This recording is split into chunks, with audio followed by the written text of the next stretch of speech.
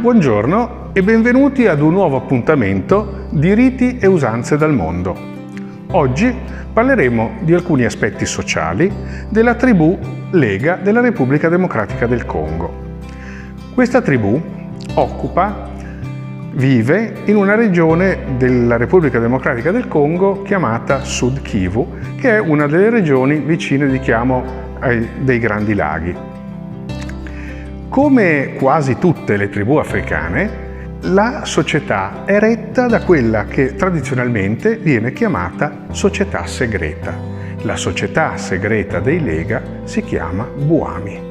I membri di questa società vengono detti a loro volta Bami. La società è definita segreta perché è assolutamente segreto tutto quello che avviene all'interno di questa società. I riti, in special modo, vengono compiuti solamente di notte e in luoghi remoti e non facilmente accessibili. Non è segreto invece l'appartenere alla tribù, ma di questo parleremo più avanti. Qual è lo scopo di questa società? Lo scopo di questa società è fondamentalmente quello di rappresentare una filosofia morale, cioè di costituire l'etica su cui il popolo Lega si basa. Diciamo che c'è una parola che loro usano per la perfezione morale e sarebbe il busoga, che è un po' come il kalos kai agazos ellenistico dei greci, quindi il bello e il buono. È una società iniziatica, quindi si entra attraverso dei passaggi. Il primo passaggio, inevitabilmente, è la circoncisione che avviene ad un'età infantile e giovanile. Altra condizione, però assolutamente indispensabile per entrare nella società Bwami, è il matrimonio. Un uomo non sposato non vi può entrare.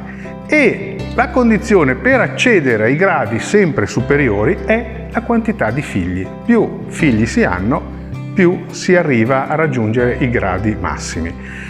I figli non sono l'unica condizione necessaria, gli altri sono assolutamente i rapporti di parentela, l'essere sostenuti dai familiari, avere delle ricchezze e avere anche un carattere disposto a questo.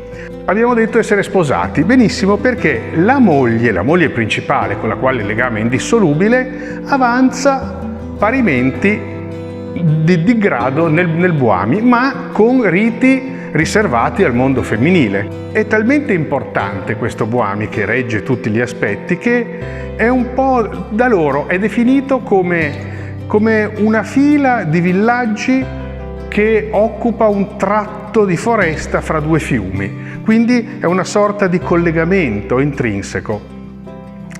Tradizionalmente non avevano la scrittura queste popolazioni dell'Africa nera e quindi si appoggiavano al simbolo. Il simbolo cos'era? Era la realizzazione di oggetti, di statuette, di manufatti a cui davano dei particolari significati.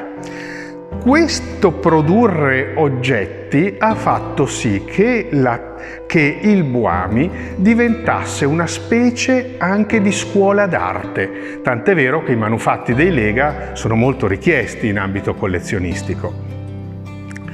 Però c'è un aspetto più recondito di questo Bwami, è che in realtà esso vuole mantenere le tradizioni in maniera ferrea, quindi ogni innovamento viene visto molto molto male.